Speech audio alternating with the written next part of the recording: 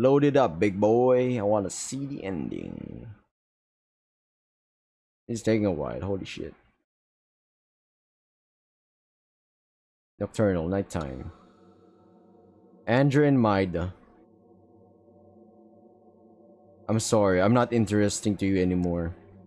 I love you, but I probably deserve all of this. You've always been irrelevant to me. Damn! A burden, to be perfectly honest. A distraction, an obstacle between me and Claudio. I never wanted to get in your way.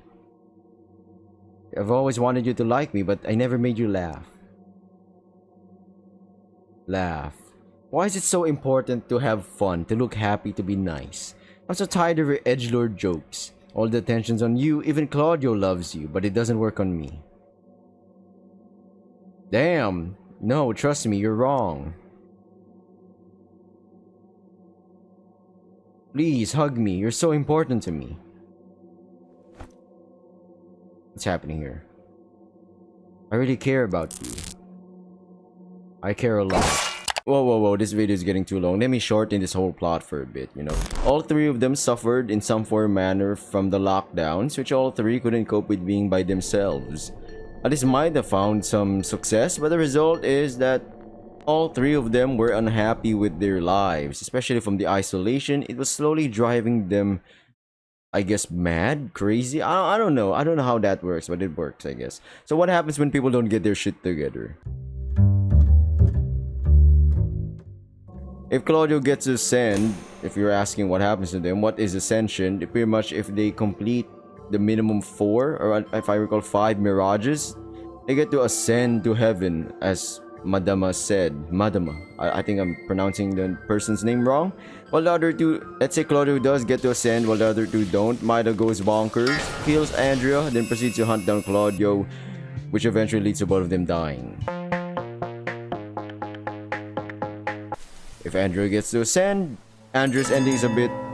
It's not the same, but Claudio is the one who goes crazy, kills Maida, eats a little bit of his flesh. I know, pretty weird, kinky in a way. Andrea runs to a building all the way up to the rooftop while high as fuck. He then falls off the rooftop of the building. But in the next scene, Claudio drops his body inside the well with Maida's corpse in it. I'm not sure which one of these is real, but assuming one of them are, then I guess just the people who are viewing, I'm gonna let you guys and gals decide which is real or not. If Maida gets to ascend, you know, our boy over here, Mr. Famous Social Media Influencer, Andrea bonks or hits Claudio in the head. Pretty much it. Hunts down Maida. Eventually gets to Maida with a knife. Proceeds to stab Maida. I'm not sure who's who here. A pair of scissors, I think, was used, or a knife. Either way, Maida is dead. Andrea decides to, you know, get his friend's lifeless corpse or bodies, poses them up while he poses with them. You might be asking, then what was it all for? Is this an infinite loop? Well, remember the first part. Yeah, Madama was like, if you have at least 8 Santini cards, you can try this fruit out. So I did the loops. We got it. You might then ask, okay, is this a true ending? Apparently it is, because the loop stops after this. The true ending is when you get all the cards, or at least 8 of them. It is revealed that this whole time, Madama has been trying to find a way to end their own life.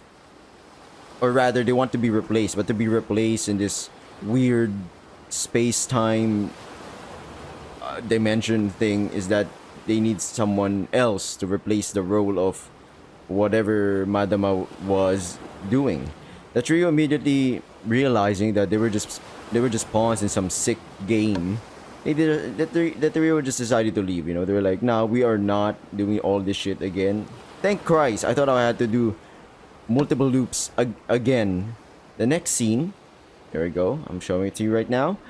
The last scene shows them by the coast and asking, "So what now?" Okay, I can't really.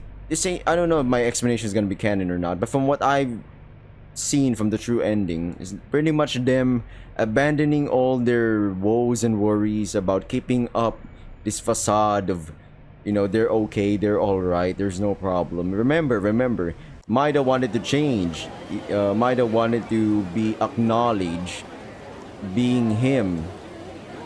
But the problem is, yeah, random strangers now adore him as if he was a god because, you know, he's pretty hot and shit in Instagram or something like that. But his two friends really couldn't care less. In their perspective, for Claudio's perspective and Andrea, Maida is still the same, you know, shy, meek, cold-hearted. They think he's a loser, I think. I don't know, not exactly, but that's what Maida perceives, what people think of him, especially now. That no matter how much he builds, nobody would give a shit. But that's his problem. Claudio, on the other hand, I don't get what I think Claudio is dealing with a lot of problems, especially with his family. Change is his biggest problem. Maida's change. Andrea said the same thing, but he doesn't really give a shit about Andrea, weirdly enough. But then again, he does have a thing for Maida. He just doesn't want to admit it because, you know, we're changing our dynamic. He wants to, you know, stay consistent with whatever past he has. He wanted to be the same Claudio. He wanted the three of them to be the same people as they were. He's a little bit scared of change. That's what's happening. Andrea, on the other hand, not really. I thought at first I was like, they're the same. He's the same with Claudio. He doesn't like change. But then, looking more into it, it's clearly more about being, you know, having a relationship with. Not in that way what you think, but more like he doesn't want to be alone, isolated. Remind you, his nightmare is just like years and years looking, I don't know, is in a small room, if I recall, or in a room, nevertheless, just waiting the days until he can get out again.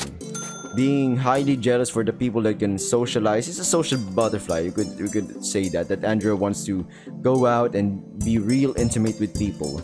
He wants that warm touch. Whatever you want to think what that means. But if you have any other ending explained or your own thing what's going on, and maybe I'm wrong, maybe you have something else and what you think the conclusion was, comment down below, honestly, because that's the best that I could explain it from what I think. You know, they pretty much in the end abandoned all those things that hold them down, and now they question what's next. What's next for the trio of characters we have? You know, now they can pretty much do whatever the fuck they want, you know, since they abandoned all that shit behind. Who knows what the future holds, as I say. Other than that, thank you for watching. I'll be seeing you in a different video. I don't know if, you know what, no, I might continue this explaining stuff, but thank you for watching nevertheless. See ya, good luck on whatever you're doing. Bye.